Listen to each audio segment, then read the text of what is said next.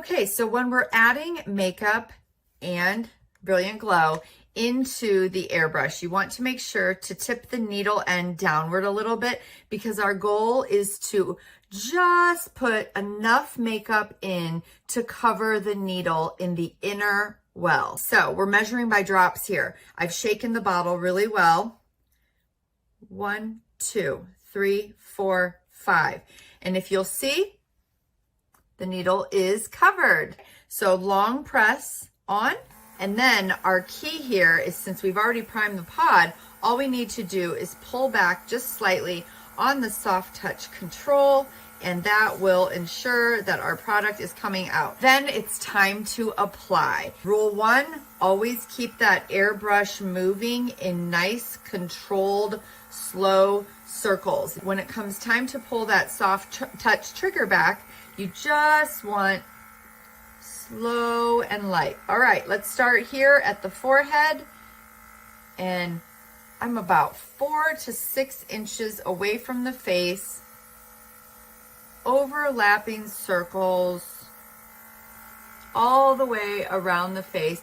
Remember, the makeup goes where the air blows. Okay, guys, so now you can actually see that needle again, and you can actually hear a difference. When you hear that sound, it's ready to either refill with a few more drops of makeup, or it's time to move on to the next shade. Now it's time for foundation. Remember that we have created this mixing well for you to custom blend your perfect shade. So maybe you are just a shade 3. But then maybe you get a little bit of a suntan. You've got shade 4, maybe even shade 4.5 that you can add into your shade 3 to accommodate this temporary change in your skin tone. Make sure you shake everything up. You want to hear those mixing balls work. Okay. And then remember, the magic is all in the drops. We are measuring in drops. So again, I'm tilting forward. 1, 2, 3, 4. I think that ended up being 5, but that's okay. I'm going to turn on again, and I'm going to pull that trigger just slightly back into this tissue until I see my foundation shade come through. And then we're gonna go ahead and start by spot treating. I have a few spots around the face that might need a little extra coverage. With spot treating, you're just gonna hover about, let's say, an inch away from the skin, if you can tell. You're gonna hover over the spot, lightly pulse on the trigger until it disappears in that area. And we're gonna move further from the face, 4 to 6 inches. This is where we start our circles, just light circles overlapping, no zigzags and no lines. This is going to be layer 1.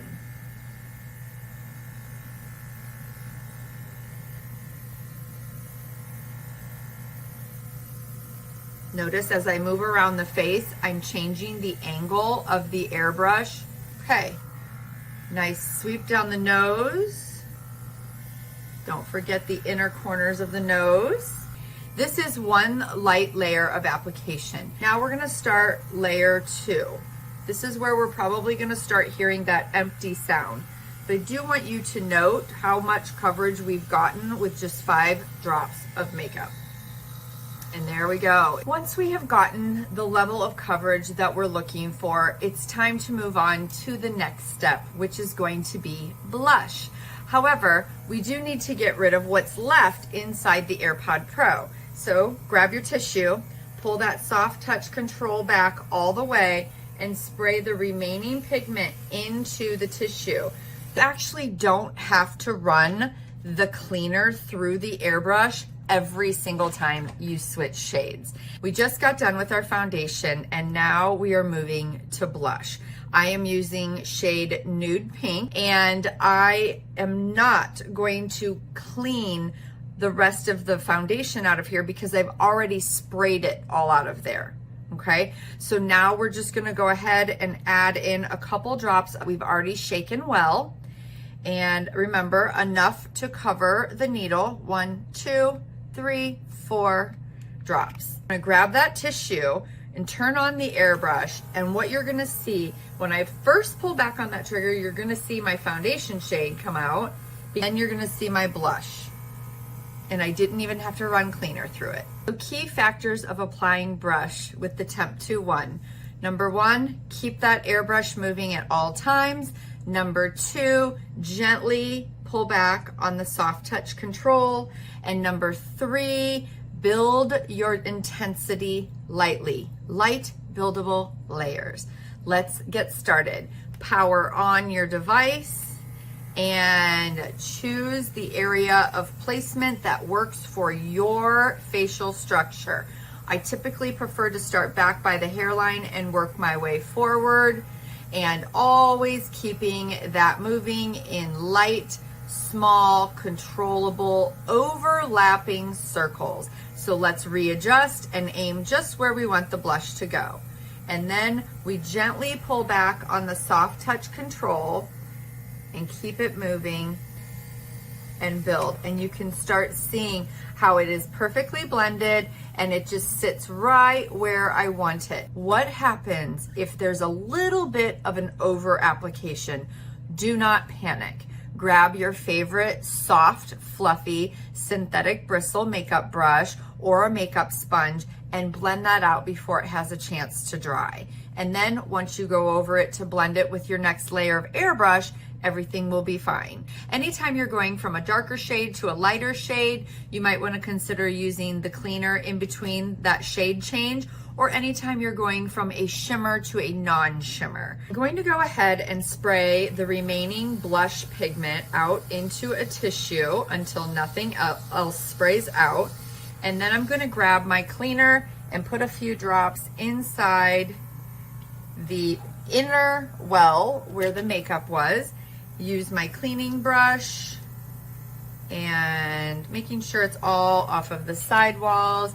Then spray into the tissue again and making sure that it's spraying just about clear so that we can move on to our next pigment. We've got the foundation and the blush applied. It's time to move on to highlighter. So we are going to go ahead and apply the champagne highlighter into the airbrush, remembering just to cover the needle. I've already shaken it up. It's ready to go. And then we need to test into a tissue to make sure, or onto our hand, to make sure that the pigment is coming out the way it's supposed to. And then we're gonna talk about placement. So highlighter typically goes on the parts of the face that the light would bounce off of. You'll want to change the trajectory of the airbrush. The angle is going to be more of like coming in from the top. It's going to be closer to the skin, just a couple inches away. Your circles get smaller. Let's go ahead and start